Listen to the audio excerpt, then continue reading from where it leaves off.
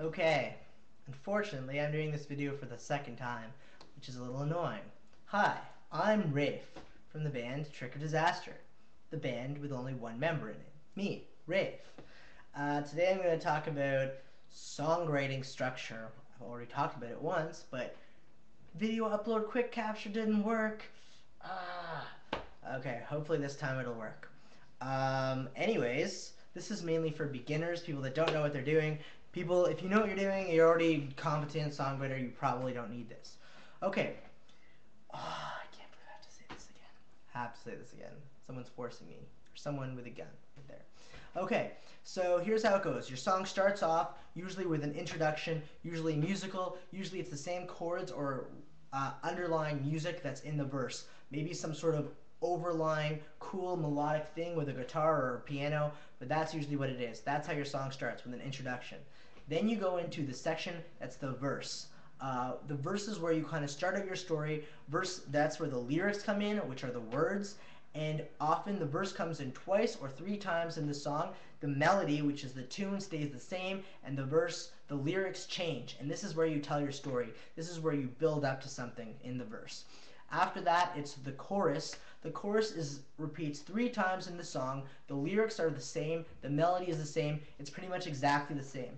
All the songs you know, the parts you like, are pretty likely going to be the chorus. That's the part that hooks people in. That's the part of the song that people remember. In Miley Cyrus, it's 7 Things I Hate About You. Often there could be a lyrical hook, something that makes people remember, like 7 Things I Hate About You or something cool like that. And often that's the name of the song, whatever the lyrical hook in the chorus is. And sometimes there's a melodic hook or an instrumental hook. Basically, when you say you like a song, the main part you usually like is a chorus.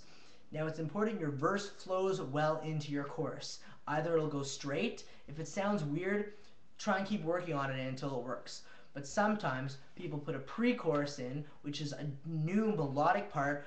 I use this a lot, maybe even too much. It's a new melodic part that's with new lyrics, or it doesn't have to have lyrics, that is bridges the gap between the verse and the chorus to either build tension, build emotion up to the chorus, build to the chorus, or just make, if the verse doesn't really fit with the chorus so well, bridges those two together. I'm hesitant to say bridge because the bridge is another section of the song, which I'll be talking about soon. After the chorus, you have to go back into the verse, which is, like I said, usually the same tune as the first verse, just different lyrics. You continue the story, whatever you're talking about. Sometimes there's a post-chorus, which is some sort of bridge back into the verse. These are pretty rare though, but helps flow, whatever, takes you down from the chorus, which is often but not always the high part of the song.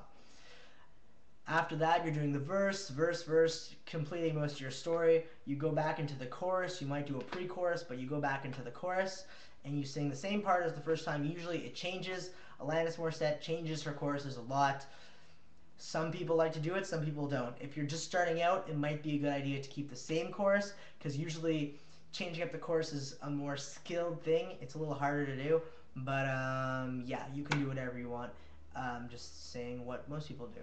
After that, you go into, the song could potentially end here. You could go back into a third verse, but often people go into a bridge here, which is a different part, different tune, different lyrics. Just watching. Oh, I have stuff in the background. Oh. Okay. It's usually the same. It's usually a different part, different melody, different lyrics, and yeah, it's really great fun. Pearl Jam does this a lot. This is probably the most common thing. This is usually hooky, grabs you a little bit more than the verse. It's maybe a part that everyone will sing, maybe a breakdown. Really lots of fun, lots of fun in the bridge. Then you go back into the chorus. You might do another pre-chorus, you might not. You wrap everything up. Sometimes you do it twice. Sometimes you bring in lots of harmonies at the end. Sometimes you add some sort of instruments to the chorus, but usually the melody and the lyrics are the same. Then you come out, maybe that's the end of the song. It comes out to the end, maybe you'll have a little bit of an outro, and it's done. Usually, if you're just starting out, you don't want to be writing 6-minute, 5-minute epics. You want to keep it short. You want to get to the chorus quickly. Don't take too long to get to the chorus. It's a mistake a lot of people make.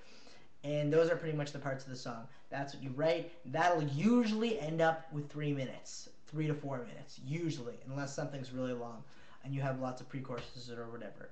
Anyways, I hope this is helpful to you. Check out my band at myspace.com/trickofdisaster. Make fun of my song structure, say it sucks, whatever.